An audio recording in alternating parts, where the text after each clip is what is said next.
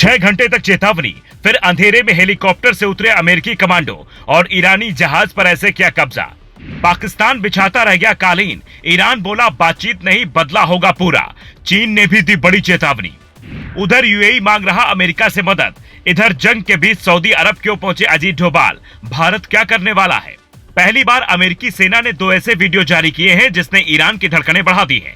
पहला वीडियो खुद Donald Trump ने अपने सोशल मीडिया अकाउंट पर शेयर किया है, जबकि दूसरा वीडियो अमेरिकी सेना ने जारी किया है।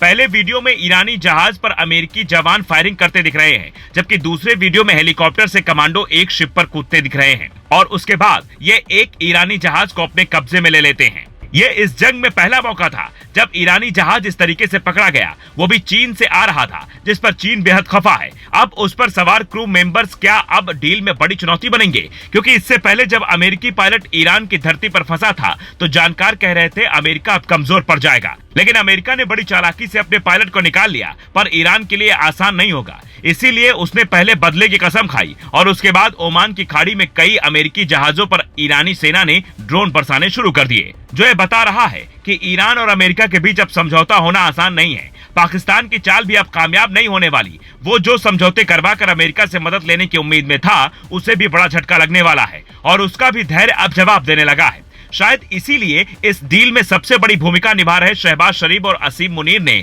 अब अमेरिका के कहने पर प्रस्ताव बनवाकर ईरान को भेज दिया है। अपने यहाँ सुरक्षा व्यवस्था कड़ी करवा दी है ताकि अमेरिकी उपराष्ट्रपति जेडी वेंस और ईरानी प्रतिनिधि अगर वहां पहुंचे तो दूसरे दौर की बातचीत हो सके। लेकिन इन सब के बीच एक चौंकाने वाली बात यह भी है कि भारत के राष्ट्रीय सुरक्षा सलाहकार अजीत डोभाल जंग के बीच सऊदी अरब जा पहुंचे हैं और उनकी जो तस्वीर सामने आई है वो कई बड़े इशारे करती है। सऊदी अरब के विदेश मंत्री, ऊर्जा मंत्री और राष्ट्रीय सुरक्षा सलाहकार डोभाल मुलाकात करते हैं। सऊदी के विदेश मंत्री फैसल बिन फरहान अल सऊद के साथ कई मुद्दों पर उनकी चर्चा होती है। दोनों देशों के रिश्तों, मिडिल ईस्ट पर बने हालात पर काफी देर तक मंथन होता है। तो सवाल ये उठ रहा है, क्या भारत अब शांति वार्ता में बड़ी भूमिका निभाने वाला है, क्योंकि भारत की ओर से कई बड़े दिग्गज उम्मीद भरी नजरों से देख रहे हैं। उसकी वजह ईरान और अमेरिका दोनों देशों से भारत के दोस्ताना संबंध है।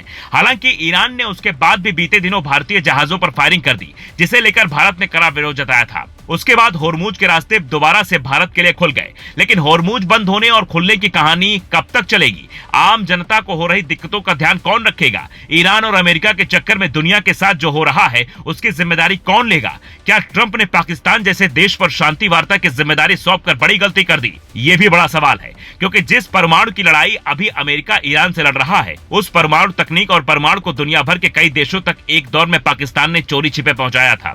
ऐसे आरोप भी लगाए जाते हैं और पाकिस्तान तो दुनिया भर में अशांति फैलाता रहा है। फिर वो शांति कैसे करवा सकता है? ये सवाल पहले दौर की बातचीत में भी उठे थे और अब जब जंग दोबारा बढ़ने की स्थिति में दिख रही है, तब भी उठने लगे हैं। Bureau report, global Bharat TV.